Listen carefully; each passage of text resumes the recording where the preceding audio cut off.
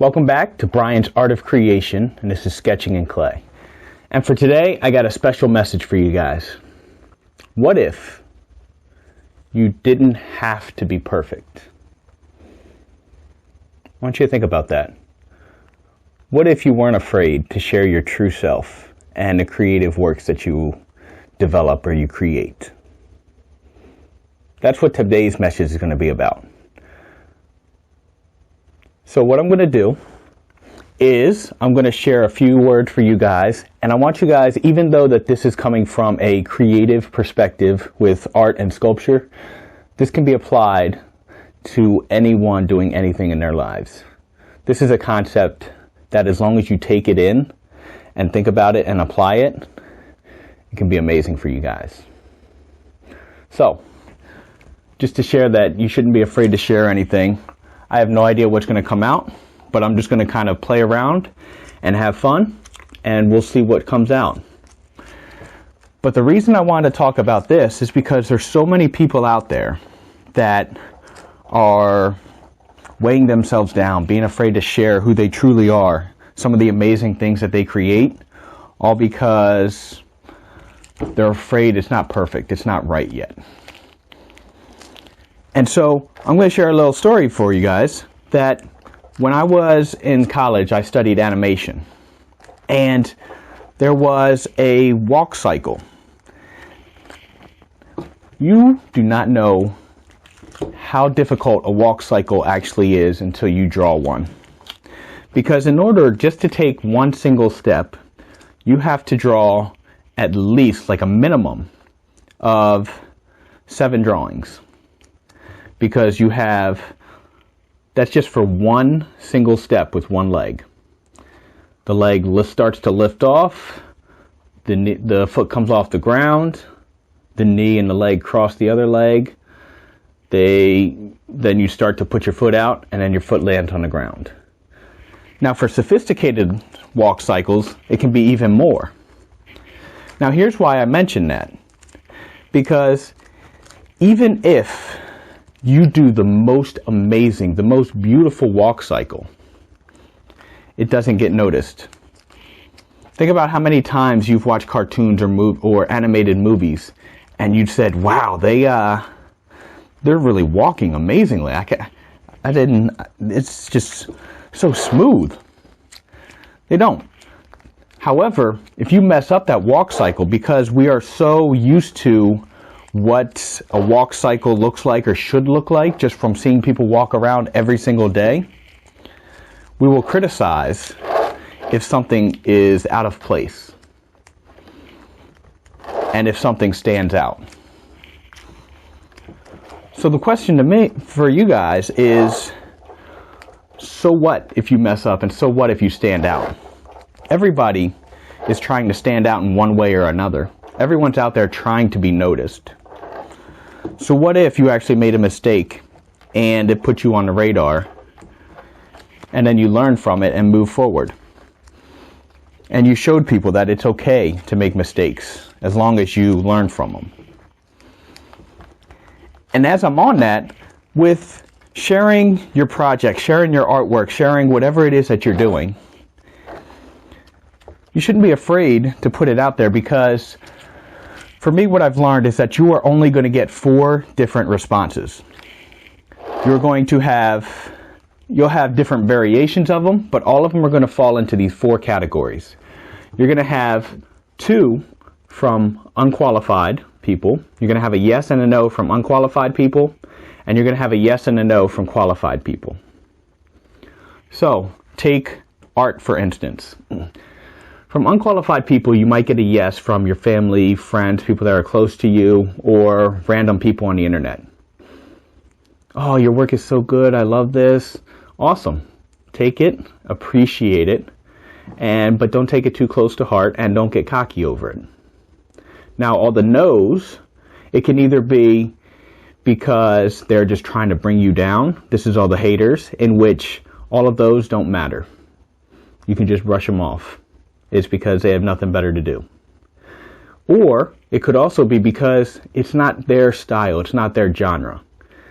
How many of you guys have seen movies or TV shows that you don't really like, or it's a good TV show, it's just not something you enjoy because it's not your flavor. And I always use this story with people is that even if you are the very best dog portrait artist in the world, you are really going to have a hard time trying to sell your artwork to a cat lady. And it's not because your work isn't good. It's because it's not something that she enjoys. It's not something she wants to hang on the wall. Now, if you go to the flip side, and these are other artists, people that can give you a little bit more. And the difference with this yes and no is they're going to say yes or no and why. So if they say no, they'll be able to tell you either it's not something I enjoy, it's not my style, in which, okay, you understand, it's cool. Everybody has their own likes and dislikes.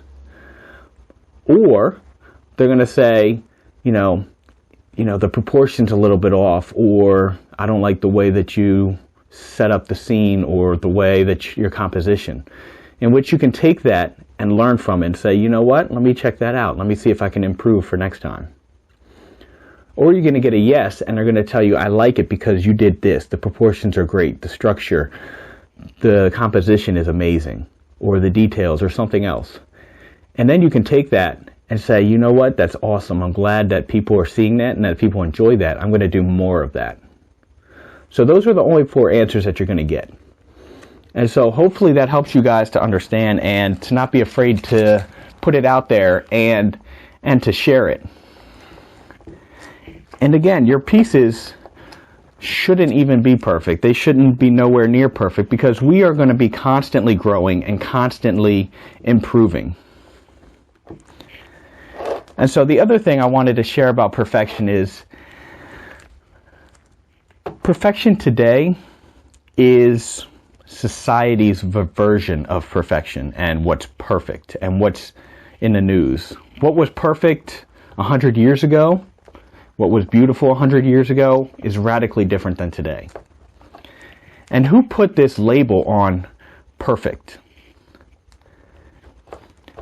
Because when I look at perfect, I look at some of the projects I've done. I look at some of the little heroes that I've created for these special fighting kids that are just amazing. By society's standards, they're not perfect. But to me, they are beyond perfect. For instance, Macy, my first little hero. She has a beautiful smile. She's really super sassy. And she just has this personality that can just light you up. And she has gone through more struggles and more hospital visits with a smile on her face than I could ever see an adult do. And that is just an amazing strength. Or like Joel, and seeing that even though he has cerebral palsy, and even though him and his family are always fighting that, he still has this big grin, this big smile that is just super contagious and just makes the whole room light up.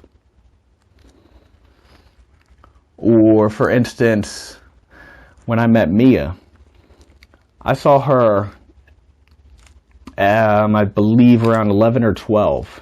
Saw her just running around, jumping around, super hyper, full of life. And then come to realize, or come to learn later on, that by that time she's already been through about 20 surgeries because of her scoliosis.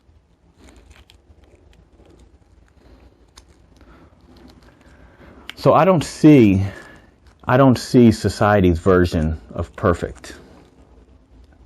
I see people that are strong as beyond perfect, as blessed. And I see them more amazing because of what they've been able to do and accomplish and still be able to fight strong. So wouldn't it be amazing if what you did and what you put out there and what you pushed yourself to, that you didn't actually have to be perfect, that you could be imperfectly perfect, or you could be beyond perfect. And with that, another saying that I'm sure every single one of us has heard of, thought of before. They have that quote from, I'm not exactly who originally said it, but the quote that says, "You can't fit in because you were born to stand out." What if you took that as a new motto and you said, I'm not worried about being what society says is perfect. I'm going to be my own version of perfect. And I'm going to be me, because I am the only me that is out there, and I'm the only one that sees things in my own special kind of way.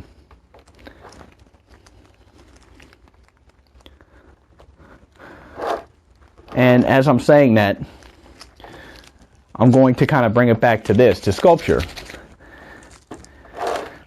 When I thought about the things that I'm trying to do and the things that I'm trying to share personally, I did initially have that thought of, well, who's going to want to learn from me? There's a whole bunch of other artists out there. There's a whole bunch of other amazing sculptors.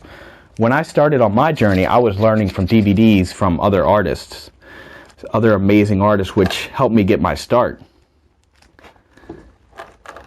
But then the amazing thing is that there's a lot of amazing artists, a lot of amazing sculptors. However, not any of them has my specific style. My specific style of kind of a cute and creepy feel to it.